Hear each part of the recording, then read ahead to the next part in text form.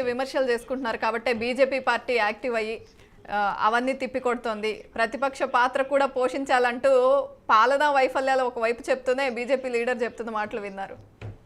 ఏంటి అయితే ఇక్కడ ప్రతిపక్ష పాత్ర ఎవరు వహిస్తూ ఉన్నారు, ఎవరు వహిస్తలేరు అనేది ప్రజలు చూస్తూ ఉన్నారు. కాబట్టి సరే, వారి మాటలు, వారి అభిప్రాయం వారిది. అయితే ఈరోజు తెలంగాణలో మరి విజయోత్సవ సభలు జరుపుతున్నటువంటి కాంగ్రెస్ పార్టీ ప్రజలకు జవాబు ఇవ్వాల్సిన అవసరం ఉంది. గత 12 నెలల కాలంలో ఏం చేశారని విజయోత్సవ సభలు జరుపుకుంటూ ఉన్నారు. ఈరోజు మరి ఏ ప్రజల ఆకాంక్షల మేరకు తెలంగాణ రాష్ట్రాన్ని సాధించుకున్నామో ఆ సాధించుకున్న తర్వాత జరిగినటువంటి పరిణామాలు గత 10 సంవత్సరాల కేసీఆర్ గారి పరిపాలనలో మరి నీళ్లు నిధులు నియామకాలు అనే సంకల్పంతో బంగారు తెలంగాణ కాన్సెప్ట్తో ఈరోజు ప్రతి రంగంలో ఇన్ఫ్రాస్ట్రక్చర్ డెవలప్మెంట్ జరిగిన తర్వాత దాన్ని ఇంకా గొప్పగా తయారు చేయాల్సినటువంటి కాంగ్రెస్ పార్టీ ప్రభుత్వం మరి ఈరోజు 12 నెలల నుండి మీరు ప్రతి నెల వాళ్ళ డేటా తీసుకుంటే ఆ విధి విధానాలు ఏవైతే తెలంగాణ ప్రజల అభివృద్ధి కోసం గత ప్రభుత్వం అంటే మొదటి దఫాగా అవకాశము ఖచ్చితంగా బీఆర్ఎస్ పార్టీకి ప్రజలు పట్టం కట్టిండ్రు. ఆ సందర్భంగానే ఒక పెద్ద కొడుకుగా కేసీఆర్ గారు మరి ప్రజలకు అనుకూలమైనటువంటి సంక్షేమ పథకాలు, అనుకూలమైనటువంటి అభివృద్ధి పథకాలను మరి ఆయన అందివ్వడం జరిగింది. ఆ సందర్భంలో ఈరోజు ఆ 9.5 సంవత్సరాల కాలాన్ని, ఇప్పుడు ఈ 11 నెలల కాలాన్ని ప్రభుత్వ విధి విధానాలను మనం గమనించినట్టయితే ఖచ్చితంగా మరి ఇది ప్రజాకంటక పాలనగా మేము చెప్పాల్సి వస్తుంది. ఎందుకనంటే ఈరోజు ప్రభుత్వం ఏ విధంగా తయారైపోయిందంటే నరికివేతల ప్రభుత్వంగా, కూల్చివేతల ప్రభుత్వంగా, మాట తప్పిన ప్రభుత్వంగా, మడమదిప్పిన ప్రభుత్వంగా తయారైంది. విచ్చలవిడితనం, ఒక లీడర్షిప్ అనేది ఇంతకు ముందు మీ ప్రభుత్వ పాలనలో విచ్చలవిడిగా అయింది కాబట్టే, అన్ని అక్రమాలు జరిగాయి కాబట్టే మేము ఇంత స్ట్రిక్ట్ గా ఉంటున్నాం. ఒక హైడ్రా తీసుకుందాం, మూసి తీసుకుందాం, అన్నిటికీ వేలెత్తి చూపిస్తోంది కాంగ్రెస్ పార్టీ బీఆర్ఎస్ వైపే. గత 75 సంవత్సరాల కాలంలో కాంగ్రెస్ పార్టీ అలాగే మరి తెలుగుదేశం పార్టీ ప్రభుత్వాలు ఉన్న కాలంలో ఏదైతే మీరన్నారో అక్రమం వాళ్ళు చేస్తే సక్రమం మేము చేసి చూపెట్టినాం. అక్రమం ప్రతి అడుగడుగున అక్రమం చేస్తే ధ్వంసమైన తెలంగాణను మేము పునర్నిర్మాణం చేసినాం. మరి నీళ్లు నిధులు నియామకాల విషయంలో ఆనాడు మరి తెలంగాణ ప్రాంత ప్రజలు కొట్టుమిట్టాడుతున్న సందర్భంలో వలసల తెలంగాణ నుండి ఈరోజు మరి ఆత్మగౌరవ తెలంగాణగా తీర్చిదిద్దినటువంటి కేసీఆర్ గారు బీఆర్ఎస్ పార్టీ ప్రభుత్వాన్ని మనం బేరీజు వేసుకొని చూడాల్సిన అవసరం ఉంది. బీఆర్ఎస్ పార్టీ కేసీఆర్ ప్రభుత్వాన్ని మరి వేనోళ్ళుగా ఈరోజు ప్రతి రాష్ట్ర ముఖ్యమంత్రి, ప్రధానమంత్రి వరకు కూడా పొగిడిన సందర్భాలు ఉన్నాయి. విదేశాలలో కూడా తెలంగాణ ప్రభుత్వం యొక్క విధి విధానాలను మరి వాళ్ళు ఇన్స్పిరేషన్గా తీసుకున్న సందర్భాన్ని మనం గుర్తు చేసుకోవాల్సిన అవసరం ఉంది. కానీ అది తెలంగాణ ప్రజలకే అర్థం కాలేదా? ఎందుకు మరి ఓటు రూపంలో తిప్పికొట్టారు?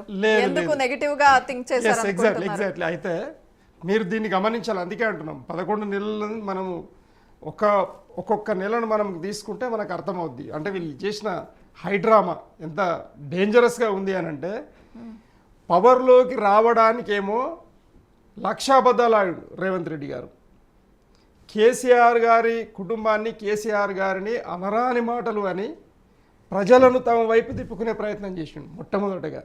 దాని తర్వాత పార్టీ మారి కాంగ్రెస్లోకి రావడం. కాంగ్రెస్ వల్ల బీఆర్ఎస్కి ఎలాంటి ఇబ్బంది లేదు, కాంగ్రెస్ నాయకులతో ఏనాడు కూడా ఇబ్బంది లేదు. అన్నదమ్ములుగా ఉన్నాము, నీతి నిజాయితీతోటి పనిచేయడం జరిగింది. కానీ ఒక రేవంత్ రెడ్డి అనే వ్యక్తి ఆయన గత 10 సంవత్సరాల నుండి ఏ రోజైతే 50 లక్షల మూటతోటి ఒక ఎమ్మెల్సీని కొనే ప్రయత్నం చేసిన కాడి నుండి పట్టుకొని, జైలుకు పోయిన కాడి నుండి పట్టుకొని ఆయన ముఖ్యమంత్రి అయ్యేంత వరకు నిద్రలేని రాత్రులు గడిపి కేసీఆర్ గారిని తిట్టుట్లనే ఆయన హీరో అయిపోయాడు. ఈరోజు కేసీఆర్ గారు సంపాదించినటువంటి మరి అమరవీరులు సంపాదించి పెట్టినటువంటి సీఎం కుర్చీ మీద ఎవరు కూర్చున్నారా అంటే తెలంగాణ ఉద్యమం చేయనటువంటి సీఎం ఒక కుర్చీ ఎవరు నాయకుడు. సంపాదించరండి. సీఎం కుర్చీ ఎవరు సంపాదించింది కాదు, ప్రజలు ఇచ్చే కుర్చీ అది, ప్రజల మ్యాండేట్ ప్రకారం. మేమేమంటున్నామండి, అమరవీరుల పుణ్యాన కేసీఆర్ గారి నాయకత్వం పుణ్యాన వచ్చింది అంటున్నాం మేము. ప్రజలు ఇచ్చిందే. మరి రాష్ట్రం రాకపోతే, స్వరాష్ట్రమే రాకపోతే సీఎం కుర్చీ ఎక్కడిది? పోరాటం ఎవరు చేసిర్రు? ఈ రోజు కుర్చీ అనుభవిస్తున్నది ఎవరు? ఇది మాకు కావాల్సింది. అంటే గత 2.5 సంవత్సరాల నుండి మరి కేసీఆర్ గారిని, కేసీఆర్ ప్రభుత్వాన్ని కూల్చాలనే ఏకైక లక్ష్యంతో అంటే కాంగ్రెస్ పార్టీతో బీఆర్ఎస్ కి ఏం ప్రాబ్లం లేదు. రేవంత్ రెడ్డి వర్సెస్ కేసీఆర్ ఇదే ప్రాబ్లం. మీరు వ్యక్తితోనే గొడవ, మీకు 100% వ్యక్తితోటే గొడవ. ఎందుకు అని అంటే కనకపు సింహాసనం శునకము కూర్చుండబెట్టి అని ఒక పద్యం యాదొస్తుంది. కాబట్టి ఆ సీఎం కుర్చీ అనేది చాలా అతి పవిత్రమైంది, గొప్పది. ఆ విధంగా నడుచుకోవాల్సిన అవసరం ఉంది. ఆ వ్యక్తి మరి పొద్దుగాల లేచినప్పటి నుంచి రాత్రి పడుకునేంత వరకు కేసీఆర్ గారిని, కేసీఆర్ కుటుంబంగా తిట్టడమే తప్పిస్తే వేరేది ఏం చేయడు. ఇంకా ఆయన అసలు ఆయన ఏం డ్యూటీ చేస్తాడో మాకు అర్థం కాదు. అంటే ఈరోజు మరి ఓట్ల కంటే మునుపు మరి ఆయన ఏం చెప్పిండు? కేసీఆర్ గారి మీద, బీఆర్ఎస్ పార్టీ మీద అబద్ధాలు చెప్పిండు. బాగుంది. మరి అదే దినము మరి పవర్లోకి వచ్చిన తర్వాత ఏం చేసిండు అంటే షరతులు వర్తిస్తాయి. ఇది చూడండి మీరు. అంటే అన్కండిషనల్ హామీలు ఎవరు ఇవ్వమన్నారు? ప్రజలు అడిగిర్రా? 420 హామీలు మీరు ఇచ్చారు, బాగుంది. ప్రజలు మిమ్మల్ని నమ్మిర్రు, బాగుంది. పార్టీ ప్రభుత్వాలు మారుతూనే ఉంటాయి, నో ఇష్యూ. కానీ మీ వైపు తిప్పుకున్న తర్వాత, ఓట్లు మ్యాండేట్ ఇచ్చిన తర్వాత కండిషన్ సప్లై ఎందుకు చేశారండి? మరి ఎన్నికల కంటే ముందే కండిషన్ సప్లై అంటే నువ్వు గెలుస్తుంటివా, నువ్వు సీఎం కుర్చీ మీద కూర్చుంటువా అనేది ఒకసారి ఆలోచన చేసుకుంటే మనకు అర్థమవుతుంది. అన్నప్పుడు ఇచ్చిన హామీలను నెరవేర్చలేక బీఆర్ఎస్ను, కేసీఆర్ గారి మరి ఆ కుటుంబాన్ని, ఆ పరిపాలన గురించి ఇప్పుడు కూడా తప్పుడు ప్రచారం చేస్తూ కాదు విజయ్ గారు. మనం ఇంకొకటి కూడా గమనించాలి.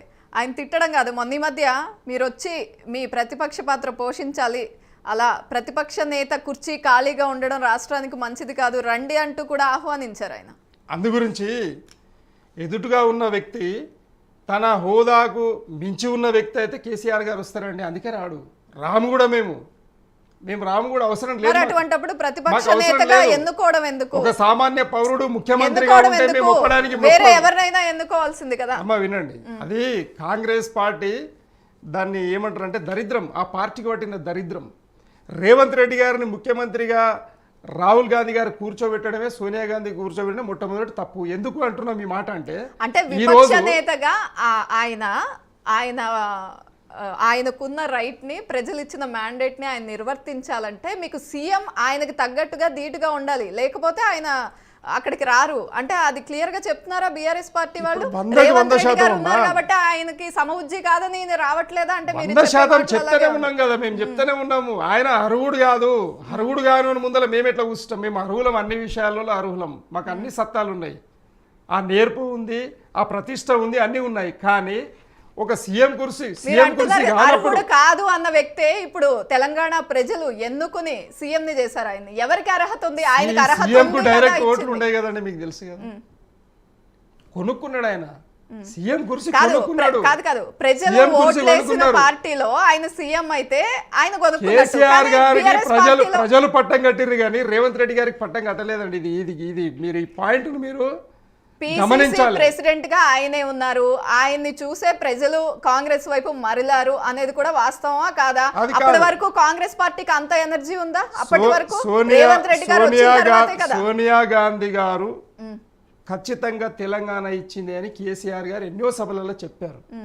ఆమె పుణ్యాన్నే వచ్చింది అని చెప్పడం జరిగింది. కానీ రేవంత్ రెడ్డి గారి దాంట్లో పాత్ర ఏందని మేము అడుగుతా ఉన్నాము సూటిగా. కాంగ్రెస్ పాత నాయకుల పాత్ర ఉంది తెలంగాణ రావడంలో అని కేసీఆర్ గారు ఎన్నోసార్లు చెప్పారు. కాంగ్రెస్ గురించి మేము ఎప్పుడు తప్పుడు మాటలు మాట్లాడలే.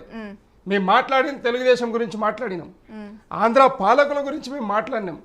ఆనాడు ఉన్నటువంటి ఆంధ్ర పాలకులు అంటే కాంగ్రెస్లో ఉండి కూడా ఆంధ్ర పాలకులు ముఖ్యమంత్రులందరూ రాయలసీమ వాళ్ళన్నా ఆంధ్ర వాళ్ళన్నా ఉండేవాళ్ళు. కాబట్టి వాళ్ళ పరిపాలన వల్ల మా ప్రాంతం నెట్టివేయబడ్డది, వెనుకబాటు గురైంది అనే విషయం మేము మాట్లాడినాం.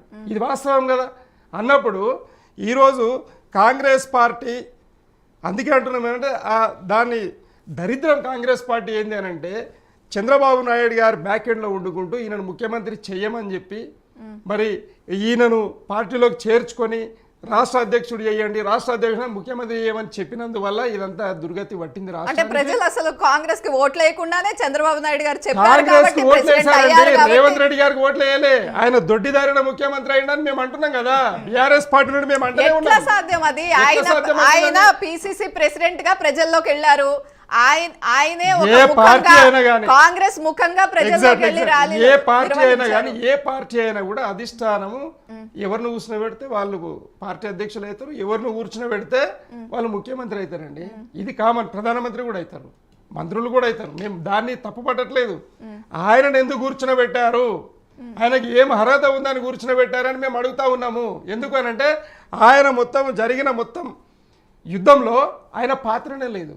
ఆయన చంద్రబాబు నాయుడు గారు ఆంధ్ర పాలకుని తొత్తుగా ఉన్నాడు, బందూకులు పట్టుకొని మొత్తం వెనకబడి కొట్టిండు. ఇవి కదా వాస్తవాలు, వీడియోలు ఉన్నాయి కదా, అందరికీ తెలిసేది. ఈ రోజు ఉన్న కాంగ్రెస్ నాయకులు అందరికీ కూడా తెలుసు రేవంత్ రెడ్డి గారి చరిత్ర. ఆ ప్రచారాన్ని ప్రజలు తిప్పికొట్టారు కాబట్టి ఆయన ఈ రోజు సీఎం కుర్సీకి విలువ లేకుండా చేసింది రేవంత్ రెడ్డి గారు.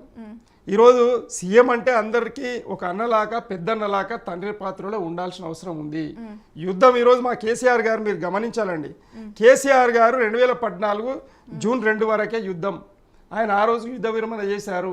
ఈ రోజు నుండి తెలంగాణ ప్రజలు కానీ తెలంగాణ నాయకులు కానీ ఆంధ్ర పాలకుల గురించి కానీ ఎవరి గురించి మాట్లాడొద్దు, అందరం మనం తెలుగు వాళ్ళమే అని చెప్పి ఆ రోజు మరి ఖండించి అందరినీ కన్నబిడ్డల్లాగా చూసుకున్నాడు. ఎక్కడ కూడా ఆంధ్ర తెలంగాణ తేడా రానివ్వలే.